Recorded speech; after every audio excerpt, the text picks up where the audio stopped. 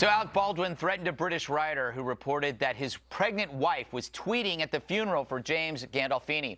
Rather than let it go, Baldwin tweeted death threats and homophobic slurs, calling the writer a toxic little queen. Then he shut his account down. That's 3 times now. He's pulled that plug more than Kevorkian at a rest home. So yeah, Alec's a pig who relishes shaming others while behaving in a way that would make a corpse blush. But even a pig can find a truffle.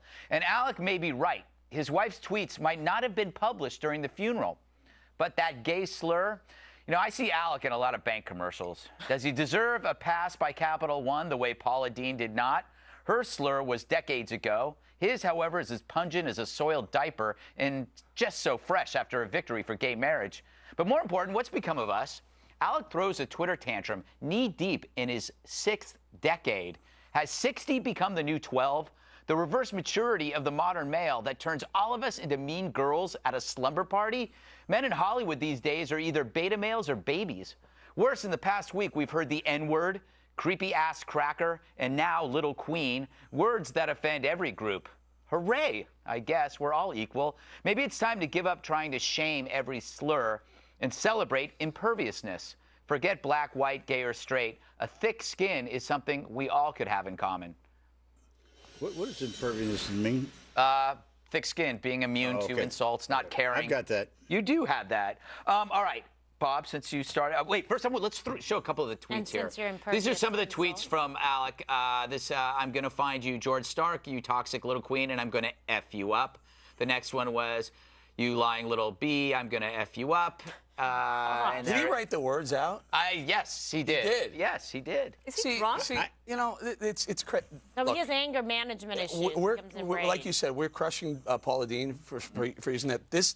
He should be. Capital One absolutely should pull his endorsement deal. But I'm torn because I'm not into like destroying people's lives for snapping and being angry, because I get mad when it's done to people, you know, I like. Wait I'm not a big fan.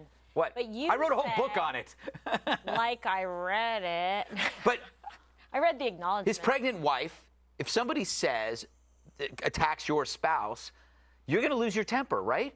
Well, right, except that there is a thing that when a man defends your honor or a slight, there is something gallant about it, but it also can go so far that it becomes embarrassing. Not only that. And I would have been embarrassed. I would have said, okay, enough, it's fine, One of the first things when you end up on a show like this or a show like Alec Baldwin has, they tell you is, look, people are going to take shots at you. They're going to pick fights with you in bars and restaurants. They're going to say something nasty about your wife. They're going to be videotaping you while you respond. Exactly. So you know you're held to a different standard, and he's smarter. If that was the case, I would be fighting every minute of the day.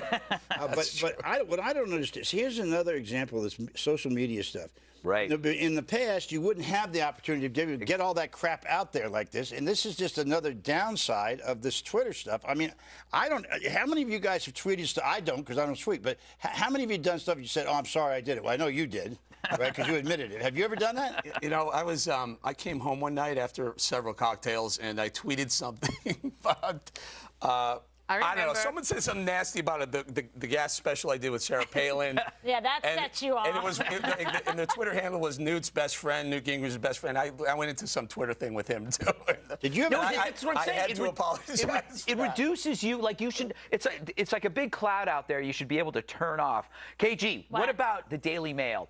The Daily Mail, I think they're wrong. I think they got the timestamps on these Twitter things wrong. They did the same thing to me. They attributed a tweet that I never tweeted about a person's weight, and I had to go get them to take it down because they don't. And that took hours. It took hours. You told me it was Dana that did it? Yes, exactly. So should they print a retraction? Absolutely. I mean, I can't stand it when they do that because the damage is done, but they should be held accountable. And unless they're made to issue an apology or a retraction, then it stays out there on the record, and they don't learn the lesson. Did you ever feel bad about tweeting about your 5 husbands? Did you ever say so? I have 5 husbands, Oh, I'm sorry, and people are starting to believe it. I will say this, though. If Eric or I had called anybody a homophobic slur, we would be, frog marched down 6th Avenue. I guess my point is, you got Paula Deen, you got Alec Baldwin, but I don't think they should be treated differently. Yeah, I agree. All right. Okay?